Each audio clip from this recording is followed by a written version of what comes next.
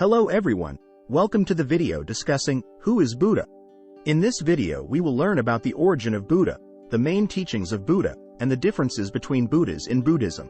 Let's get started. What is Buddha? Buddha is not merely a personal name, but a title indicating an enlightened one, who has achieved profound enlightenment and deep understanding about life and reality. In our time, Siddhartha Gautama, also known as Gautama Buddha or Shakyamuni Buddha, the founder of Buddhism, is the prime example of this enlightened state. Because there's only one Buddha in each era, we often refer to Gautama Buddha as simply Buddha. Who is Gautama Buddha? Gautama Buddha was born in 624 BCE in Lumbini, Nepal, into the royal family, experience a luxurious life like a prince. He was married and had a son. Despite his comfortable existence, the sight of suffering and the inevitability of old age, sickness, and death moved him deeply. Determined to seek liberation from this cycle of suffering, he renounced his royal position and embarked on a spiritual journey, leaving behind his family and worldly comforts. For 6 years, Siddhartha pursued extreme ascetic practices, aiming to transcend suffering through severe austerity. However, realizing the limitations of extreme practices, he shifted towards the middle way, a balanced approach between self-indulgence and extreme asceticism. At the age of 35, while meditating under the Bodhi tree in Bodh Gaya, India, Siddhartha Gautama attained enlightenment. What are the main teachings of Gautama Buddha? Number 1. The Four Noble Truths. The Four Noble Truths are essential principles in Buddhism that help us understand suffering and how to overcome it. The first truth explains that everyone experiences suffering. It's not just physical pain but also includes emotional distress and the feeling of dissatisfaction in our daily lives. The second truth tells us that suffering comes from desires and cravings. When we always want more or try to hold on to things that are not permanent, we experience suffering. The third truth says that suffering can end. In other words, if we stop our desires and cravings, we can escape suffering and find spiritual freedom. Lastly, the fourth truth introduces the Eightfold Path as a way to end suffering. This path guiding us towards enlightenment and peace. Overall, these four noble truths teach us about the nature of suffering, its causes, the possibility of its end, and a way to achieve inner peace and happiness. Number 2. The Noble Eightfold Path. The Noble Eightfold Path, core to Buddhism, outlines a path to end suffering and achieve enlightenment. It comprises 8 interrelated principles, beginning with right understanding and right intention. It emphasizes grasping the Four Noble Truths and cultivating wholesome thoughts. Ethical conduct follows through right speech, right action, and right livelihood, advocating for truthful, non-harmful behavior. Mental discipline is developed via right effort, right mindfulness, and right samadhi, focusing on positive mental states and meditation. This path guides practitioners toward moral living, mental clarity, and spiritual growth, aiming to transcend suffering and attain enlightenment. Number 3. The Law of Cause and Effect. The concept of the law of cause and effect, as taught by Buddha, is quite simple to understand. It's like a basic rule. Whatever actions we do, good or bad, have consequences. Good actions usually lead to positive results, while bad actions often result in trouble. This principle teaches us that our actions shape what happens to us in the future.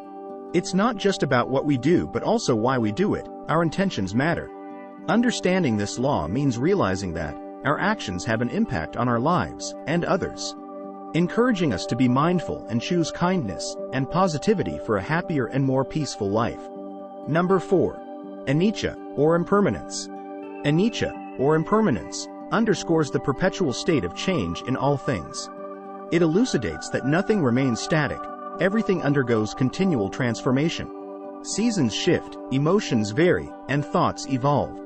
Understanding anicca prompts acceptance of change without grasping onto fleeting phenomena. Number 5. Anatta, or non-self. Anatta, or non-self, signifies the absence of an enduring, unchanging essence within us. It implies the lack of a permanent identity or stable self. Instead, we are an amalgamation of evolving elements, our thoughts, emotions, and bodies constantly flux. Anatta implies that everything arises from diverse causes and conditions, devoid of an independent, lasting entity. This concept further signifies the absence of a fixed, unchanging essence, thereby denying the existence of an eternal soul within us. In essence, Anicca encourages embracing change, while Anatta guides recognizing the absence of a static self within us and the interconnected nature of all things. Both teachings prompt letting go of attachments to transience and comprehending the fluidity and interdependence of existence. Number 6. Rebirth and Karma. Buddhist beliefs encompass the idea that after death, individuals are reborn into one of the 6 realms of existence, based on their karma. These realms include hell, hungry ghosts, animals, asuras, humans, and devas. Positive or negative actions in life determine the realm of rebirth.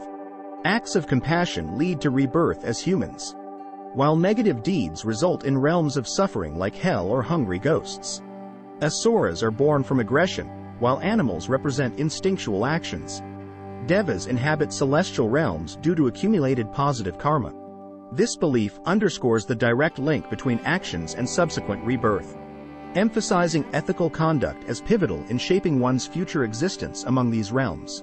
Number 7. Nirvana. Nirvana in Buddhism is like reaching a place of deep peace and happiness. It's when all our worries and suffering go away. It's a state where we feel truly free, calm, and content.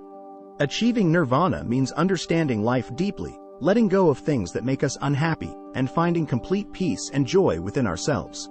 It's like reaching the happiest and most peaceful state possible. Number 8. The 5 Precepts. The precepts in Buddhism are ethical guidelines that help us lead better lives. There are 5 main precepts.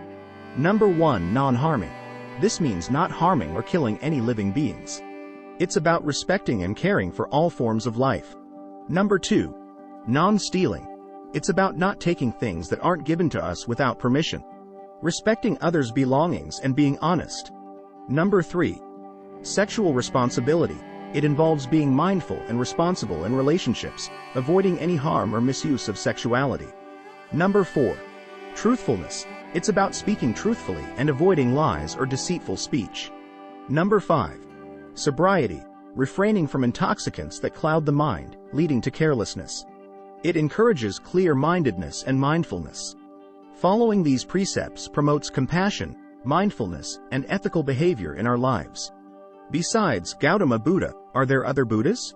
In Buddhism, besides the Gautama Buddha, there exist various other Buddhas revered across different Buddhist traditions. In Theravada Buddhism, found in Sri Lanka, Thailand, the belief centers on Gautama Buddha as the singular Buddha of the present era. Additionally, there's acknowledgement of previous Buddhas from different ages or eons, including Dipankara Buddha, Kakusanda Buddha, Kanagamana Buddha, and Kassapa Buddha. These figures are regarded as Buddhas from past ages, each having attained enlightenment and teaching the Dharma. On the other hand, in Mahayana Buddhism, found in China and Japan, the view is expanded to encompass multiple Buddhas, not solely confined to one era. Gautama Buddha is recognized as the principal Buddha of earth, teaching and guiding beings toward enlightenment. Other Buddhas are revered as the heads of distinct realms or cosmic domains. For instance, Amida Buddha, he is revered as the Buddha of the Pure Land, presiding over the Western Paradise or Pure Land. Devotees believe in his vow to establish a realm where practitioners can attain enlightenment easily through devotion and mindfulness of his name. Avalokitesvara, while not a Buddha but a bodhisattva, Avalokitesvara is revered for compassion and mercy, often depicted as a female figure in East Asian cultures. After Gautama Buddha, are there any other Buddhas? According to scriptures and some traditions within Buddhism, after Gautama Buddha entered Nirvana, a future Buddha known as Maitreya Buddha is said to appear when the human lifespan reaches 80,000 years. In the Mahayana tradition, found in China and Japan, often visualizes Buddha Maitreya as a jolly, round-bellied figure holding a bag filled with treasures or auspicious symbols, representing luck, wealth, and happiness in life. In the Theravada tradition, found in Sri Lanka, Thailand, Maitreya Buddha is often portrayed as a regal bodhisattva, displaying solemnity and refinement, signifying depth in spiritual practice and compassion. Thank you all for watching the video. If you found the video valuable, please like and subscribe.